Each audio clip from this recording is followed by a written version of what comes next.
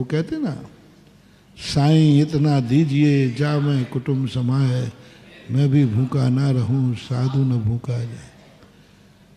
तो मैं निश्चिंत होने वाला नहीं हूं। तुमने आश्वासन दे दिया कि महाराज आप चिंता नहीं करो, आप विकल्प ही नहीं करो, हमारा प्राण मेरे गले में रोटी बाद में जाएगी, पहले आपकी अंजलि में आएगी। दिगंबर जैन साधु तुम नियम ले लेना, और तुम पे विश्वास है, तुम नियम तोड़ोगे भी नहीं, ये भी पक्का है। तुम बदमाश लोगों की नहीं कह रहा हूँ नियम तोड़ दे, नहीं, उनकी जो नियम है विश्वास है, ये तोड़ेगा नियम नहीं, स्वयं भूखा रह जाएगा लेकिन साधु को खिलाएगा। सच्चा साधु फिर भी विश्वास नहीं करेगा, तुम्हारे भरोसे नहीं रहेगा, वो उपवास की साधना चालू रखेगा। तो उपवास की साधना चालू रहेगा, वो तुम्हारे आश्वासन पर अपनी जिंदगी की साधना नहीं छोड़ेगा, तुम्हारे अधीन नहीं होगा, उनके अधीन भी नहीं होगा जो समर्पित हैं। भगवान कभी भक्त के अधीन नहीं होता, गुरु शिष्य के अधीन नहीं होता, बाप बेटे के अधीन नहीं होता, ये उसके अंदर की नीति है। होना पड़ता है तो ये उसकी मजबूरी है। ऐसे ऐसे पिता देखे मैंने,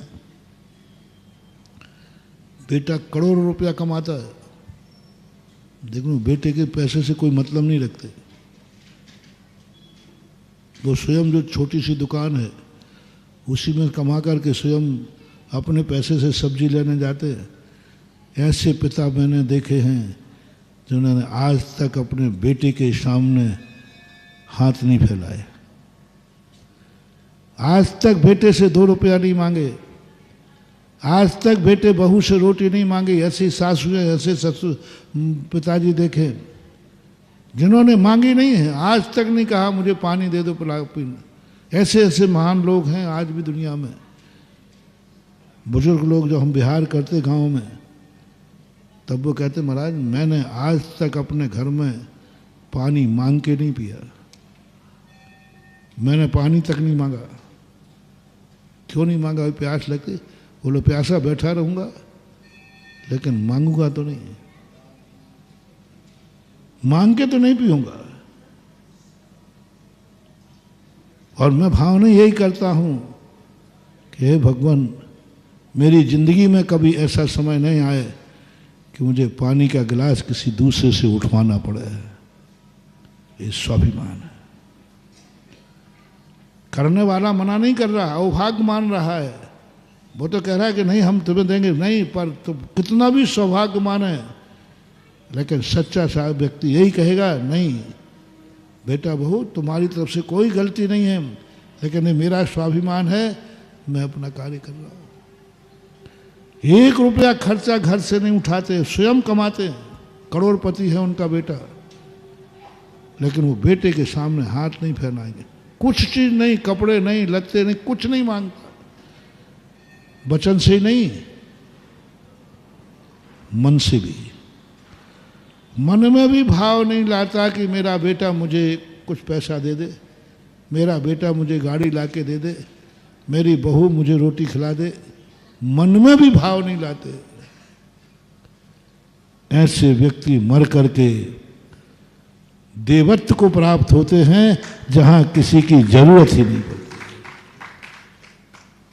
देवत्व को प्राप्त होंगे, भोग भूमि में जाएंगे जहां कोई जरूरत नहीं किसी की, क्योंकि उन्होंने ऐसा भाव किया है। इसलिए साधु कभी किसी पर, सब भक्त खड़े रहते हैं, बताओ तुम मेरे लिए क्या नहीं समर्पित कर सकते हो। यदि मैं तुम लोगों से कहूं, अशोकनगर के भक्तों, कि मुझे एक मकान की जरूरत है, थोड़ी बड़ी बात कह दी,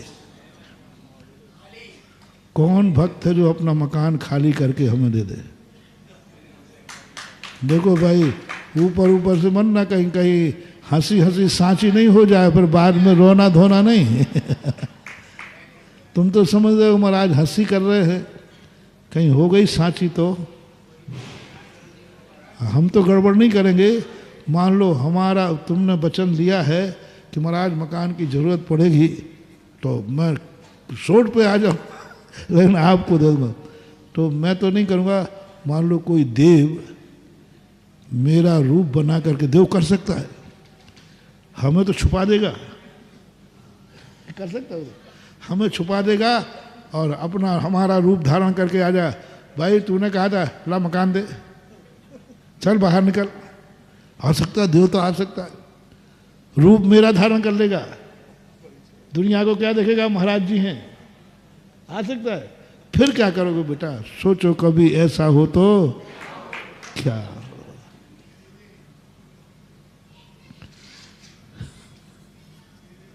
देख लो भाई, मैं कुछ नहीं कह रहा हूं, अंदर की बात है, चैतन्य की बात है। और मुझे विश्वास है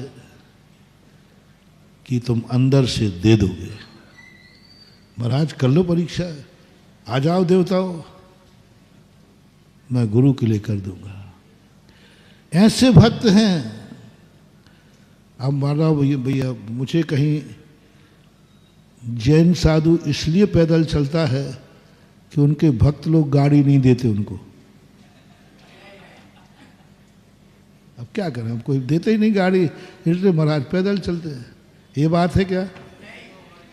अरे महाराज को जरूरत पड़े तो तुम तो क्या, स्वर्ग का विमान भी आ जाएगा, है ना। जय हिंद दोस्तों, अगर आपको मेरी वीडियो अच्छी लगती है तो प्लीज़ मेरे चैनल को लाइक शेयर सब्सक्राइब करिए और इसी तरह से अपना प्यार देते रहिए। धन्यवाद।